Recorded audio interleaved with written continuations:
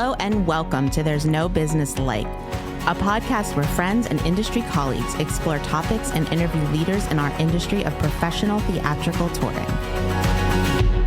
Hello, everyone, and welcome back to There's No Hi, Business. Katie. Hey, Josh. How's it going? Great.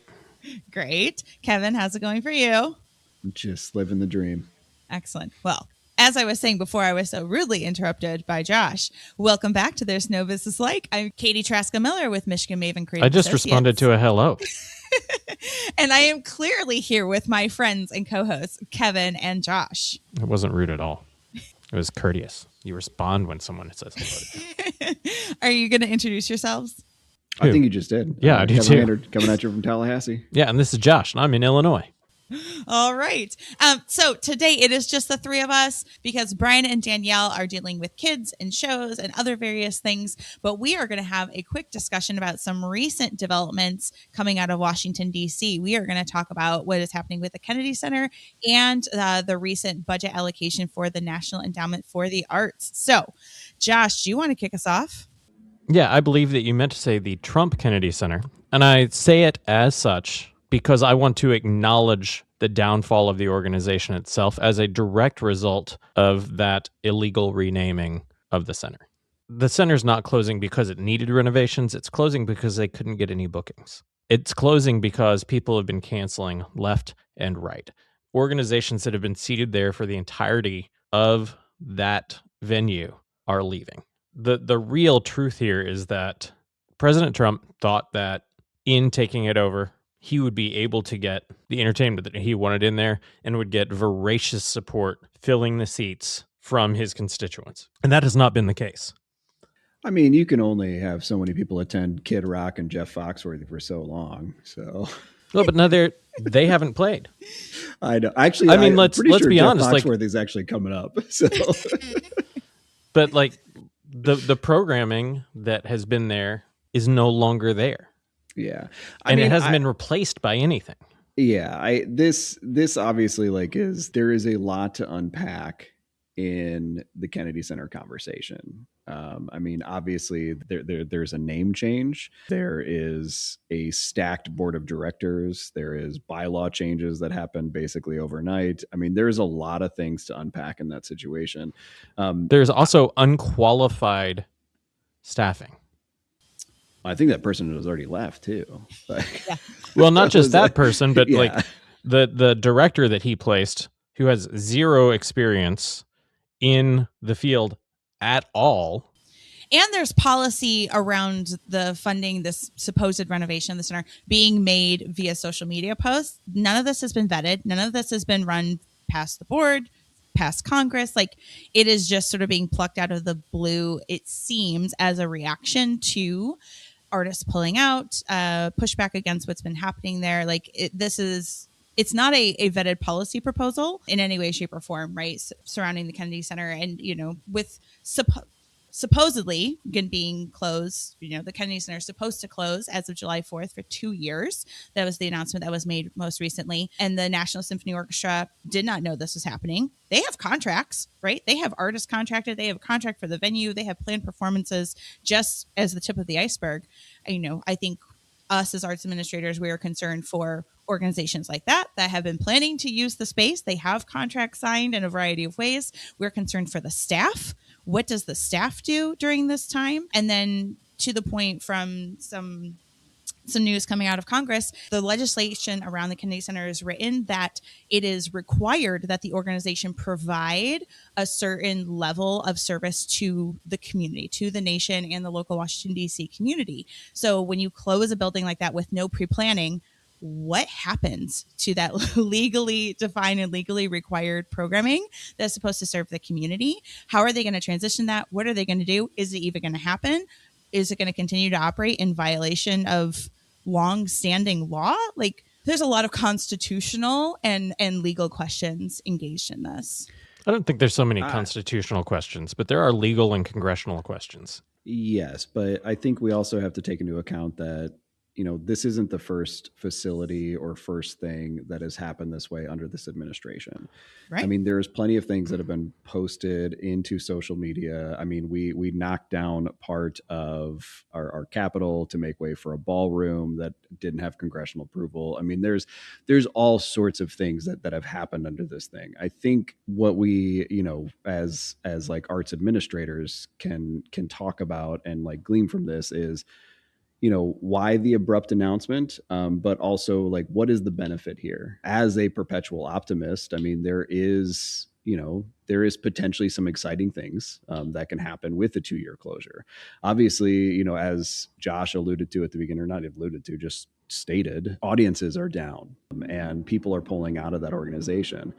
So a 2-year pause does allow for deferred maintenance of a building and other projects to happen, which I will say, while maybe not the ideal scenario or the ideal way to make those things happen, is exciting if those renovations do actually take place. Renovations is a very loose term here. One, this is a congressionally instituted national monument that has specific guidelines on it as a national monument.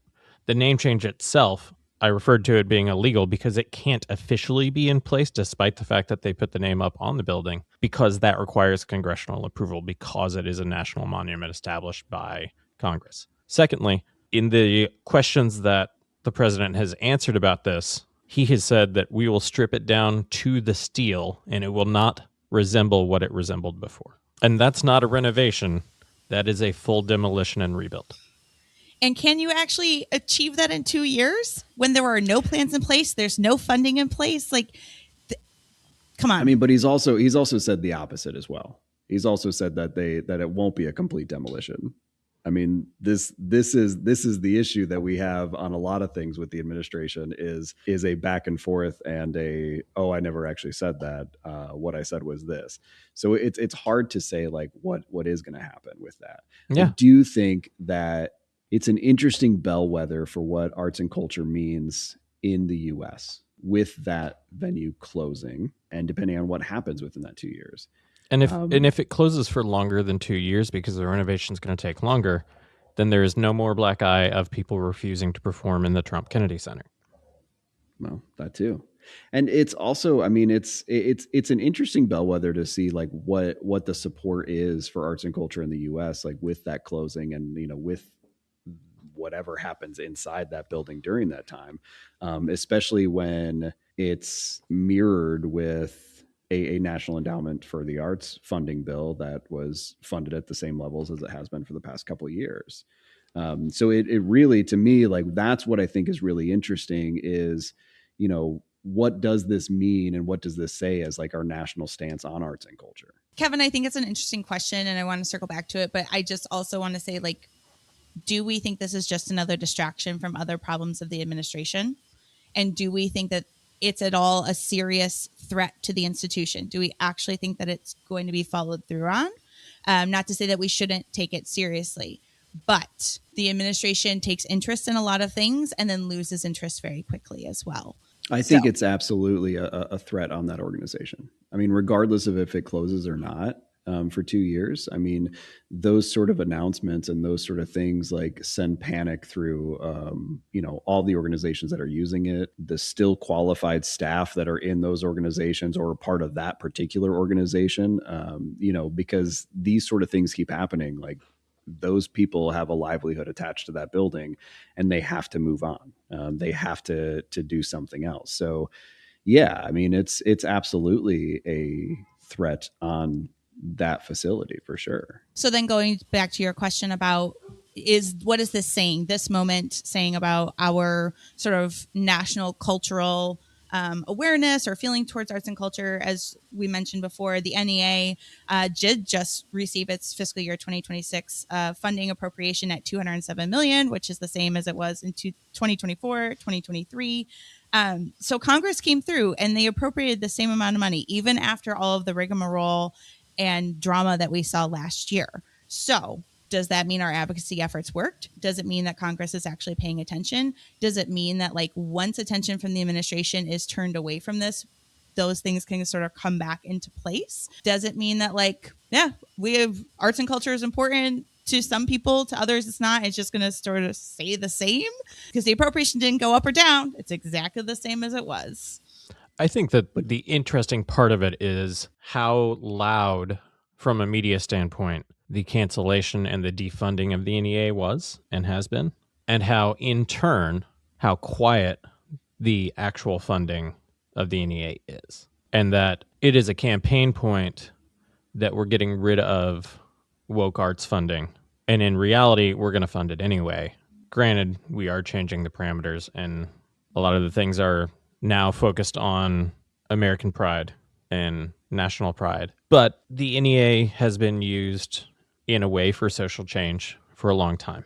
The presidential administration and the guiding point from that administration is using it for a different kind of social change now.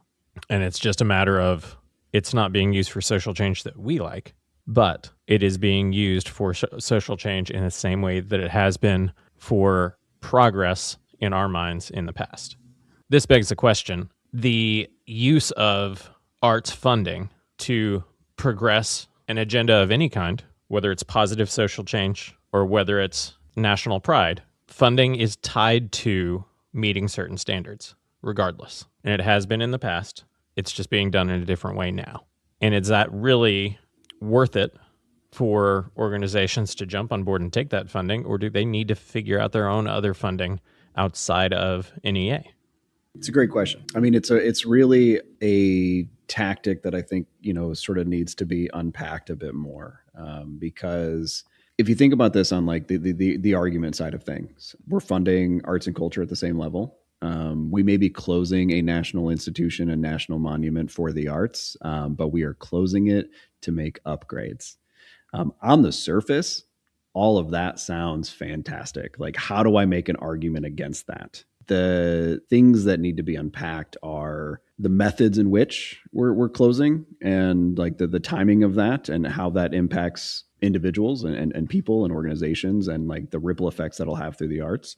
And it's the structure you're talking about for the grants. When you remove the DEI standards that we have had in our grant proposals for a number of years now, does that directly impact what is getting funded?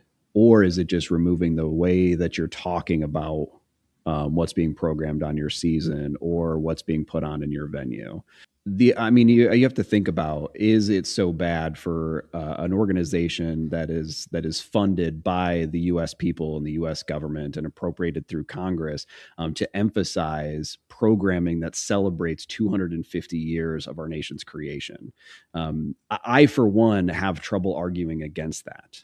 I feel that there is a level of like national pride, and it can make you feel in a funny way right now, depending on which side of how you're feeling about the US right now. That I can understand. But I think on its surface, I don't know that that's a bad thing. If we were under a different administration and in a different political environment, I think people would be singing a different tune about that. I think that for me, like a direct discussion that we're having with city administration right now is what kind of presentation we do, because the city is looking to be part of funding a show that we put on. I mean, they fund everything that we do, but specific funding outside of our standard budget for a show for American 250. And one of the aspects that we're looking at is, and I don't know where we're going to land, but one of the things that we're proposing is a program on the Civil War that really highlights the accomplishments of Black soldiers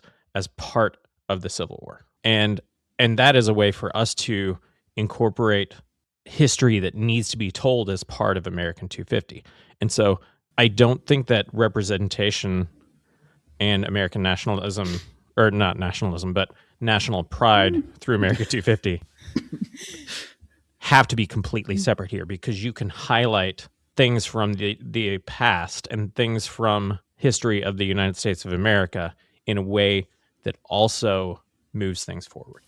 And I agree with that, Josh, but I think what's really at the heart of this issue and why people are so concerned about the elevation of America 250 and sort of the changing of the grant guidelines and stuff. And while it might not be on paper in an application in terms of what will and will not be funded and what is deemed acceptable or not. The language the administration has used, the language that's been used by other officials, the dog whistling that's been happening through that messaging inherently tells us what is considered acceptable and what is considered not acceptable, right? They are looking for nationalistic programming that whitewashes history, that won't necessarily tell the story like it is and allows us to celebrate both the good and the bad and be honest. That's not the type of programming that they want to see on our stages and in our communities. And it might not be spelled out explicitly, but we understand, I think, as an industry, what they are looking to fund or what will be deemed acceptable for funding and what will not. And that is at the heart of this issue. It's a dog whistle. It is. I don't disagree that it's a dog whistle, but my standpoint is be creative and get around it. And you can be creative and produce things that will align with what they're asking for, but then also works towards what you want to get accomplished as well. Yeah, I mean, I think this highlights the conversation that Josh, I think you and I had this conversation with multiple people throughout our time with APAP and Under the Radar of, you especially in a rural community, and when I was also like in a very more rural community, like we lived in spaces that, like, if you really focus and talked about, the DEI aspects of your programming, like that would limit ticket sales. But if you just talked about the work and programmed it, sort of like removed some of that language, it didn't impact ticket sales, and people came to see those shows and they're like, hey, this program is really great. But when you sort of focused on that language,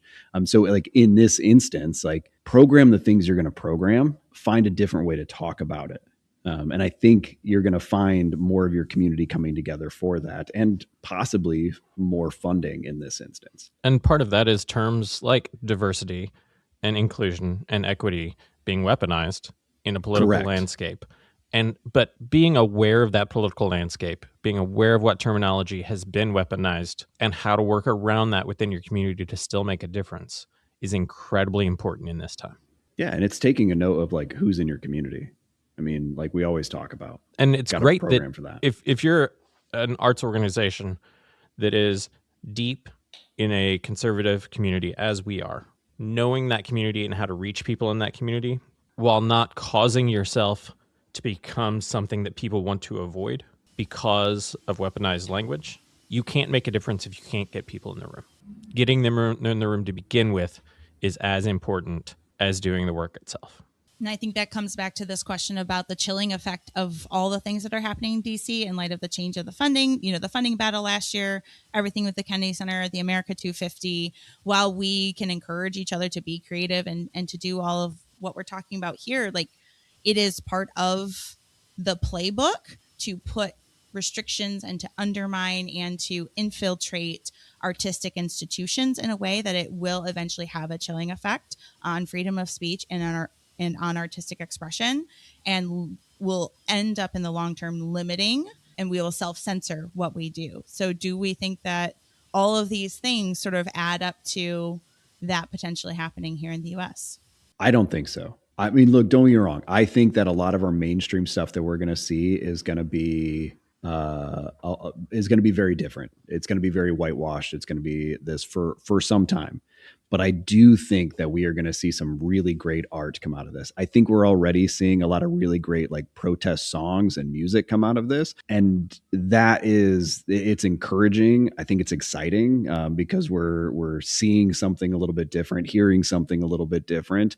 Don't get me wrong. I am very concerned with what will happen over the next 5, even 10 years with just sort of everything going on in the US and just things like in arts and culture in general. I mean, with all those things, but I do think that there is some seeds of some things that are very exciting that we're going to see that will come out of this, that we'll look back and go, like when we talk about civil rights and the civil rights movement of the 60s and the Vietnam War, and we talk about like these movies that came out in response to this, these musicians and these songs and these lyrics, like those things that, you know, that we were taught. I remember I took a class on it that I thought was really interesting. I think we're going to see that come out of this time as well. And that's going to be really sort of the highlight of this. It's putting a real silver lining on fascism there, Kevin.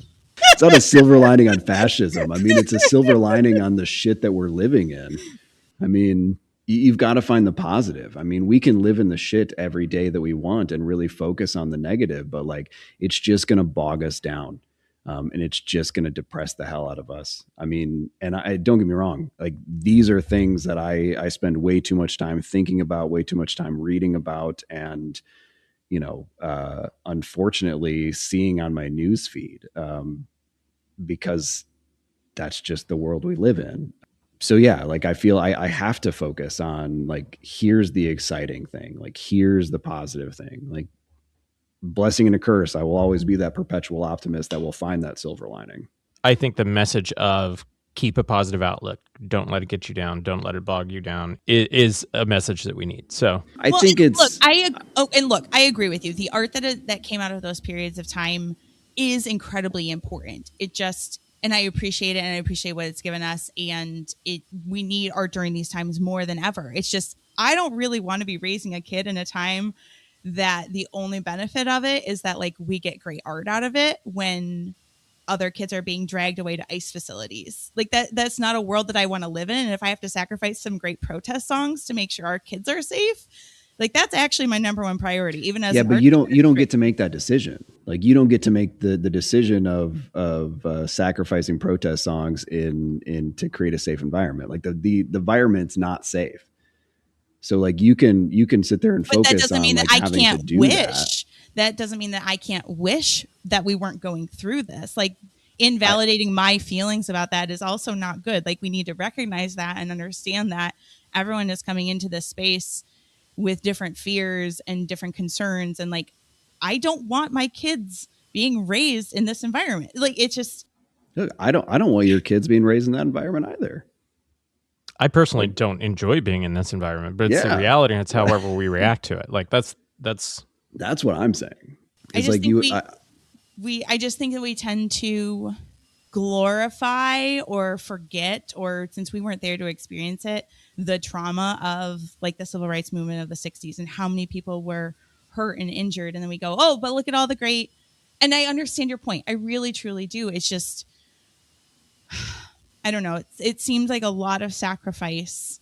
I don't think anybody outside of racists downplay how horrible the civil rights movement was and the fact that it had to happen in the first place. I think that it's incredibly evident by the video that was released today by President Trump on social media that puts faces of our only black president and first lady onto bodies of apes, that racism is still a problem at the highest level in our country. I don't think that there is anyone downplaying that other than that side. Josh, I understand your point, and that is why from I sit in my position in the industry currently, I am working my tail off to help create more art, to help artists and presenters create more art during this time. Every single project I'm working on with Michigan Maven is doing just that, because that is what I can do in this moment, is to empower other people, to give them the support that they need to do what they do best, because collaboration, joy, art, it's all resistance. It's all the things that we need right now. And art is going to be the thing that gets us through this. And art isn't going to be the only thing that gets us through this. We are going to get each other through this. We, as an arts community, it's not just the art itself. It's our community. The community is what's important. I do think that, yeah, I guess to bring us back to that, I think what my point is, it's important for us to find the silver lining of this moment, because if we don't, we will go crazy. I also think it is also very important for us to also stay educated on what is happening right now. This isn't a let's bury our head in the sand and say, hey, look at this fun music that's been created right now, or encouraging music that's been created right now. Like, it's this and that. It's not one or the other. Like, we can't take this moment and not acknowledge that it feels, and arguably is, that, like, we have taken a major step back in a lot of the progress over the past 50 fucking years. So really what I'm trying to say is I'm not sure why they're closing the Kennedy Center. But the NEA got funded, so there's that. Yay! And if there ends up being $200 million for funding for a performing arts center, that's great. Except, is it going to be functional, and what is it going to look like at the end of the day, and all the things that we talked about before.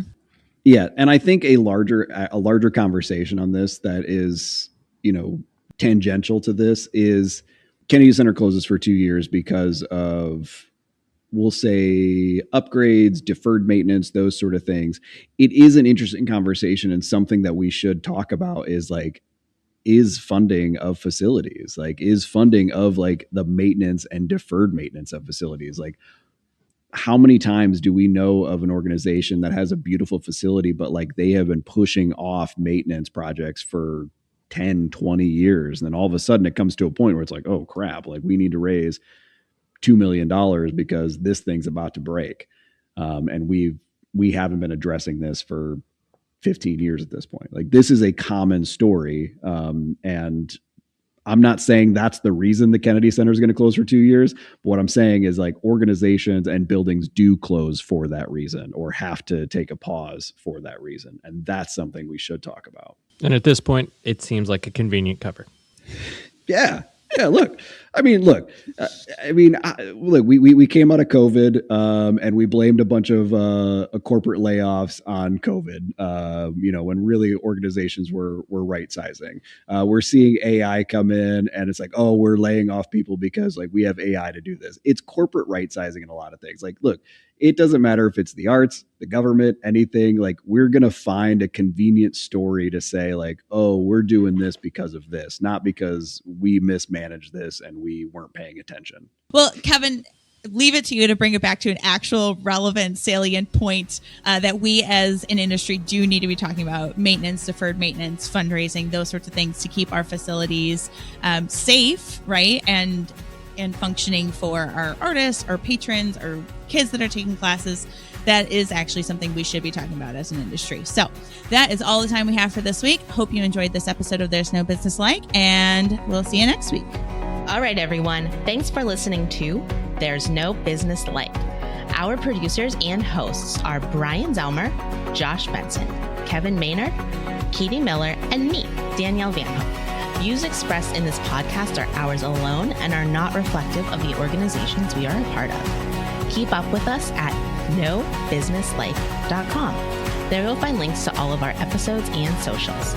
If you like this podcast, give us a like, a follow, a review, or our favorite, a 5-star rating. Oh wait, what was that site? I got it, don't worry. It is nobusinesslike.com. Do I sound out bus-I-ness every time I type it? Yep, sure do. Stay in touch, my friends.